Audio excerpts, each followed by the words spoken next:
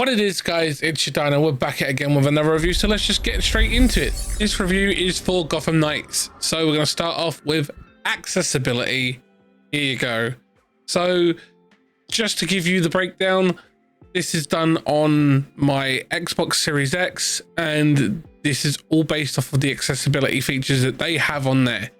I cannot fault it. 10 out of 10. They have all the features available that you need. You have audio descriptive, you have subtitles, you have color blindness, you have text to speech, you have every single accessibility feature required for every person to be able to play this game, and that is amazing. They've really done it right. This is how it should be done. All game development companies should be doing this level of accessibility for everyone, because it supports all form of remapping of controllers and everything, and I cannot fault it. All the different things that they've added in on the accessibility field is amazing. Cannot fault them. 100% really good. 10 out of 10 on that one. Next one, we're going to get into customization. Now this is also going to cover the UI as well, but I will also cover both parts. Customization on this is amazing. I feel that they've done a really good job of giving both styles of customization a really good part of the game. You've got the transmog system where you can have fixed suits, so you could have like the beyond suit, metal suit, and so on and so forth, or you can run the default suit that you're wearing, but you can then customize that. And I like that because it gives you the best of both worlds. So you can have either a fixed design, or you can go in, change the colors, and find a suit that you really like that you're wearing and you've gotten to the end game with, and then customize it on the 3 individual parts that you can go in and customize: the hood, which is the cowl, your symbol, which is that part, and then the 3 parts I think that are the most important: the cowl, the gloves, and the boots. Those are the 3 most important parts in my opinion, but that's just mine on that one. You guys may have a different one. Sound off in the comments if you do. Now we're going to get into gameplay, and the gameplay is going to cover the UI as well. The UI is one of those things people are complaining about, and they feel like it's not great, it doesn't do the right job, and it's missing something. It looks like it's something from like the early 2000s or 1990s. I disagree. I feel like the UI is in keeping with the aesthetic of the world it's set in. It does look like you're interacting with a scaled down version of the Bat computer, because obviously you're not literally at the Bat cave and you're not there doing that. I feel like that's done very well, and they've tried to balance both worlds.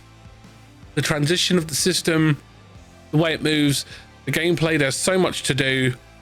You've got all the different collectibles, you've got all the different landmarks to find, you've got so much to do.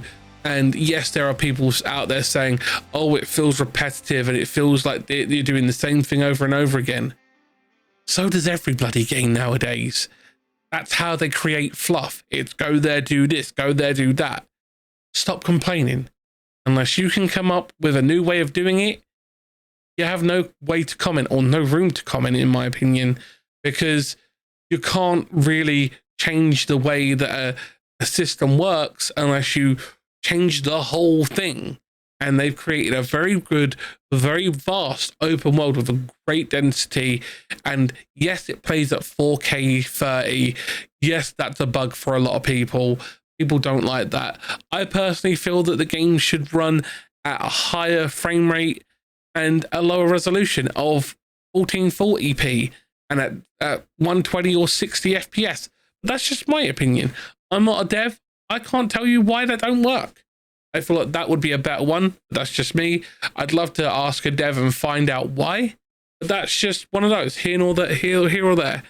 So I've tried to highlight traversal and combat in this, because those are the 2 main things in this, because you're going to be moving around a lot. You're going to be doing all sorts of different things.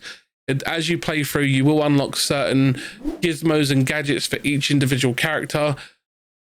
Nightwing has the Nightwing glider thing, and you can fly around on that. You can literally traverse the whole city using that, or you can use the Bat cycle that you have. And I will say that I have encountered game breaking glitches with both the vehicle and the traversal glider thing. I've literally crashed the game out and it's literally had to be restarted. Using both, frame rates drop to absolute nothing and then the game crashes. I know that people on PC have also experienced this as well. So I can't really say whether that's a console bug or a PC bug or whatever, or just an issue in the code. I'm sure they'll fix it at some point. I do like the fast travel system and how you have to earn the ability to unlock them as you play through the game. The different characters that they've added in with all the different stories that they have. There is a lot to do in this game, but you could probably run through the story in about 20 to 30 hours, if that. If you're playing it on the easier difficulties, you could probably do it shorter. You could probably speedrun it in a couple of hours. But that being said, it is definitely one of those games where you want to take your time, explore, experience everything that you can find, all the different batarangs, all the different little puzzles and collectibles and locations you need to find. Doing all those different things, you will find a lot of cool, interesting factoids and unique things about the Batman world that they've created. I do feel that the game is being unfairly criticized and judged by people. In my opinion, I'm not a massive Batman fan. I personally prefer very few DC comics, but I do like the Gotham Knights. I feel like they've done a very good job with them. Yes, this isn't in the style of the Arkham games, but it's not an Arkham game. So they've tried something new and they shouldn't be criticized for trying something new.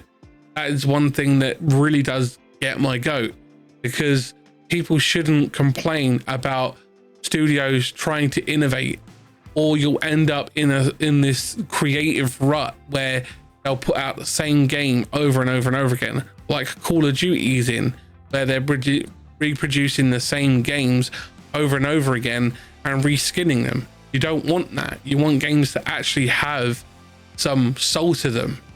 So personally, I disagree with a lot of the reviews saying that the game is repetitive and stuff like that. It's gonna have things that aren't gonna be for everyone, but I like it. I think it's really fun. I feel that it's worth the money. It's definitely one that you'll enjoy playing, especially with your friends. The fact that it has New Game Plus, where you can go back, do things again, and get everything that you want to get done in the best possible way. It's really, really cool. They've done a really good job of it, and I definitely recommend picking it up. That's my 2 cents on it. If you have a difference of opinion, don't be afraid to let me know. Sound off in the comments. If you disagree with everything I've said, tell me that I'm wrong. Articulate yourself in the best possible way, and we can have a cool discussion about it. Or you could join in on the lives and we can discuss it live, because I really do enjoy having a conversation with you guys, finding out what your opinions are, and we can come forward and we can have a really good conversation about it. Thanks for watching, guys. Be safe, be well, have fun gaming, and I will see you in the next one or in the lives. Take care, guys.